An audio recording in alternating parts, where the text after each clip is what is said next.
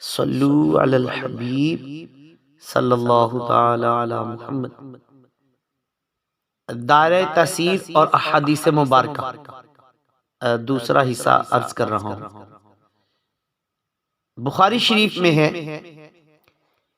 کہ نبی پاک صلی اللہ علیہ وسلم سے مروی ہے، آپ فرماتے ہیں کہ میں نماز میں کھڑا ہوتا ہوں اور میری خواہش ہوتی ہے کہ نماز کو لمبا کروں، مگر بچے کے رونے کی آواز سنتا ہوں تو نماز کو مختصر کر دیتا ہوں، کیونکہ اس بات کو برا سمجھتا ہوں کہ اس کی ماں کے لیے آزمائش پیدا کروں۔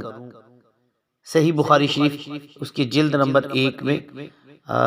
جو مطبوعہ کراچی کا ہے، صفحہ نمبر 98 پر یہ حدیث پاک موجود ہے۔ اور بخاری شریف میں ہی دوسری جگہ ہے کہ حضرت ابو مسعود انصاری رضی اللہ تعالیٰ عنہ سے مروی ہے کہ ایک شخص نے نبی پاک صلی اللہ علیہ وسلم سے عرض کی کہ یا رسول اللہ صلی اللہ علیہ وسلم، ہو سکتا ہے کہ میں جماعت کے ساتھ نماز ادا نہ کر سکوں، کیونکہ فلاں شخص ہمیں بہت طویل قرات کے ساتھ نماز پڑھاتا ہے۔ ابو مسعود رضی اللہ تعالی عنہ کہتے ہیں کہ میں نے نصیحت کرنے کے لحاظ سے اس دن سے زیادہ کبھی نبی پاک صلی اللہ علیہ وسلم کو جلال میں نہیں دیکھا۔ آپ صلی اللہ علیہ وسلم نے ارشاد فرمایا، اے لوگو، تم اللہ کے بندوں کو دین سے دور کرتے ہو۔ اب جو شخص بھی لوگوں کو نماز پڑھائے اسے چاہیے کہ قراءت میں تخفیف کرے، کیونکہ نمازیوں میں بیمار، کمزور جان اور ضرورت مند لوگ بھی ہوتے ہیں۔ یہ بھی صحیح بخاری شریف کی جلد نمبر 1 میں صفحہ نمبر 19 پر مطبوعہ کراچی سے جو چھپی اس میں موجود ہے۔ ایک جگہ ارشاد فرمایا کہ بے شک دین آسان ہے، اور جو شخص بھی دین پر غلبہ حاصل کرنے کی کوشش کرے گا اس پر دین غالب آ جائے گا۔ صحیح بخاری شریف جلد نمبر 1 کتاب الایمان صفحہ نمبر 17، یہ مطبوعہ بیروت سے جو چھپی اس میں موجود ہے۔ جب حضرت معاذ بن جبل اور حضرت ابو موسیٰ اشعری رضی اللہ تعالی عنہما کو یمن روانہ فرمانے لگے تو انہیں یوں ہدایت ارشاد فرمائی کہ تم دونوں وہاں جا کر لوگوں کے لیے آسانیاں پیدا کرنا، انہیں تنگی میں نہ ڈالنا، خوشخبریاں دینا، متنفر نہ کرنا، آپس میں ایک دوسرے کی معاونت کرنا اور آپس میں اختلاف رائے نہ کرنا۔ صحیح بخاری کی جلد نمبر 4 صفحہ نمبر 65 مطبوعہ بیروت۔ مسلم شریف کی حدیث پاک میں کہ حضرت جابر رضی اللہ تعالی عنہ سے روایت ہے، آپ فرماتے ہیں کہ حضرت معاذ بن جبل رضی اللہ تعالی عنہ نے اپنے ساتھیوں کو عشاء کی نماز لمبی پڑھائی۔ ہم میں سے ایک آدمی نے علیحدہ نماز ادا کی۔ حضرت معاذ رضی اللہ تعالی عنہ کو اس کے بارے میں خبر دی گئی تو انہوں نے کہا کہ وہ منافق ہے۔ جب اس آدمی کو خبر پہنچی تو اس نے رسول اللہ صلی اللہ علیہ وسلم کی خدمت میں حاضر ہو کر حضرت معاذ رضی اللہ تعالی عنہ کی بات بتائی تو نبی پاک صلی اللہ علیہ وسلم نے حضرت معاذ رضی اللہ تعالی عنہ سے فرمایا، کیا تم لوگوں کو آزمائش میں ڈالنا چاہتے ہو؟ لہذا اے معاذ، جب تم لوگوں کو نماز پڑھاؤ تو والشمس وضحاها سبح اسم ربک الاعلی اقرأ باسم ربک الذی خلق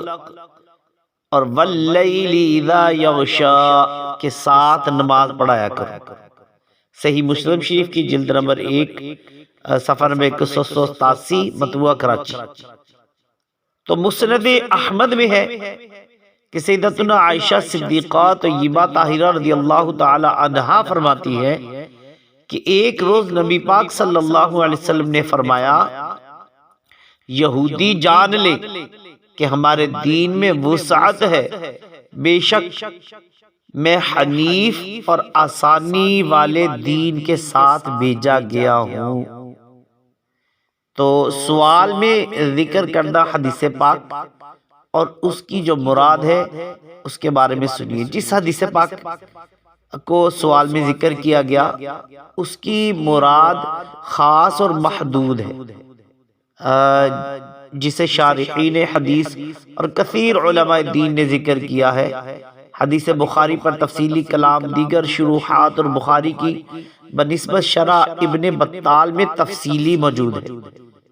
انشاءاللہ میں عرض کرتا ہوں، الغرض اس حدیث پاک سے معاذ اللہ یہ ہرگز مراد نہیں کہ فرائض و واجبات میں آسانی کے پیش نظر چھوٹ دی جائے اور جس کا جب دل کرے وہ اپنے فاسد گمان کے مطابق سہولت کی گردان پڑتے ہوئے فرائض اور واجبات ترک کرنے کی جرت کرے، کیونکہ دین میں کتنی سختی اور کتنی نرمی ہے یہ سب سے زیادہ اللہ کے رسول صلی اللہ علیہ وسلم جانتے ہیں، اور رسول کریم صلی اللہ علیہ وسلم کے فیضان سے فقہاء کرام جانتے ہیں۔ تو اب اگر بنظر ایمانی دیکھا جائے تو یسروا ولا تعسروا والے فرمان کی دوسری جانب سینکڑوں احادیث کا وہ مجموعہ بھی نظر آئے گا جن میں خود یسروا ولا تعسروا فرما کر رحمت اور شفقت کا اظہار فرمانے والے رحمت دو عالم صلی اللہ علیہ وسلم نے عبادات اور کثیر احکامات کو لازم قرار دیا ہے، بلکہ ان کے عملی طریقے اور تاکیدات اور ترہیبات کو بھی بیان فرمایا ہے۔ تو لہذا حدیث پاک کی یہ مراد سمجھنا کہ فرائض و واجبات میں من مرضی کی جائے تو ایسی سوچ کے خلاف دین اور خلاف منشا ربانی ہونے میں کوئی شک نہیں۔ حدیث پاک میں آسانی پیدا کرنے اور تنگی سے بچانے کی مراد یہ ہے کہ اگر دین اسلام کسی معاملے میں رخصت سہولت مہیا کرتا ہے یا کرنے یا نہ کرنے ہر دو طرح کا اختیار دیتا ہے تو ایسے معاملات میں سختی نہ کی جائے، بلکہ موقع محل دیکھ کر مناسب انداز میں حکم شرع بیان کر دیا جائے۔ مثلا اشراق اور چاشت اور دیگر نوافل فرائض